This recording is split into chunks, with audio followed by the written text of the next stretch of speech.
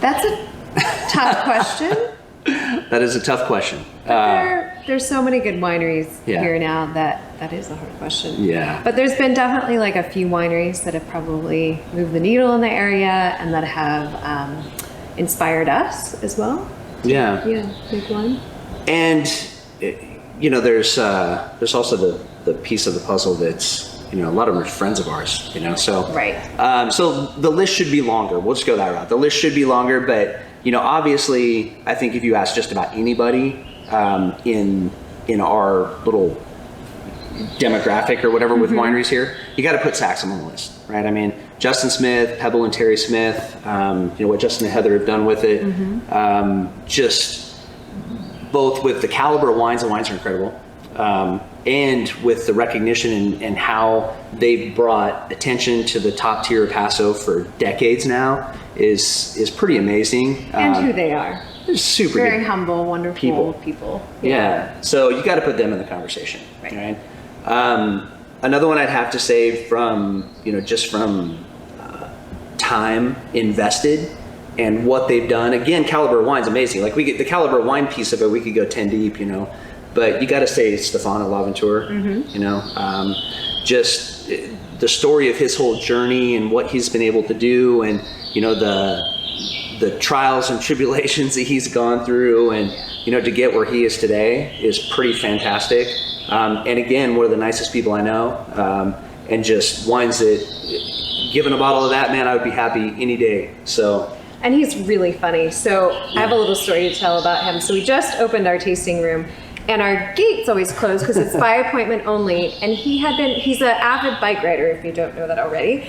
And so full geared in his spandex, I guess he didn't know to use the call button because he climbed over his fence on a Saturday during, you know, when there's people here in his spandex, and came in with his little clip-in shoes to come taste at the bar. That's Stefan. That's Stefan. Yeah, he's great, man. He's, you know, he was our neighbor for 10 years, and just the whole family, they're amazing people.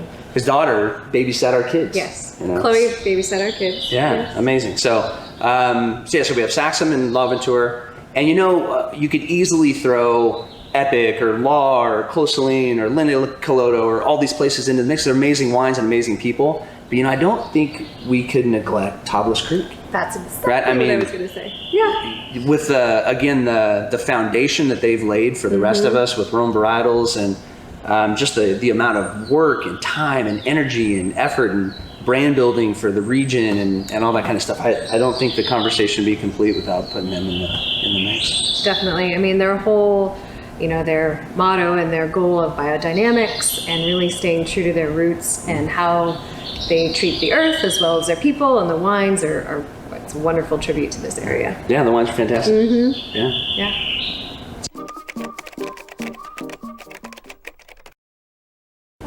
I don't know. Why don't you make a Rhone wine? Yeah.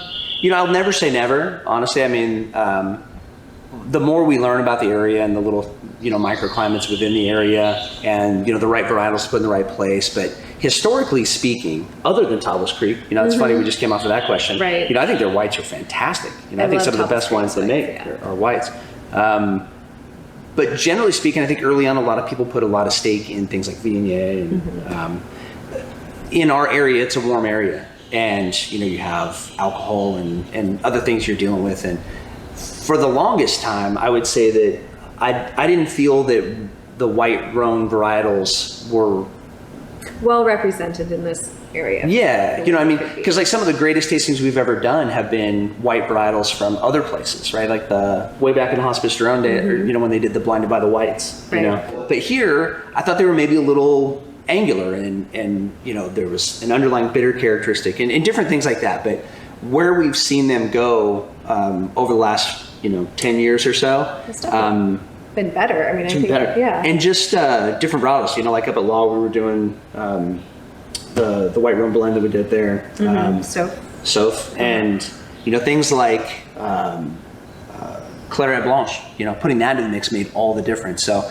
I think if we find the right combination of white varietals, you know, we might sneak one in here at some point, you know. As I don't know if many of you guys know this, but we are huge fans of white wine. I mean, we make 99% red wines, and we drink a ton of white wines from all over the world. And we're big fans. We just need to find the right mix because we're so small. You know, we don't want to try to slip you something that's not up to the standard. You know, we want to make sure that if we're going to bottle it, it definitely meets, you know, the... And I'm really picky. Yeah. White Rhones, yeah. So maybe someday.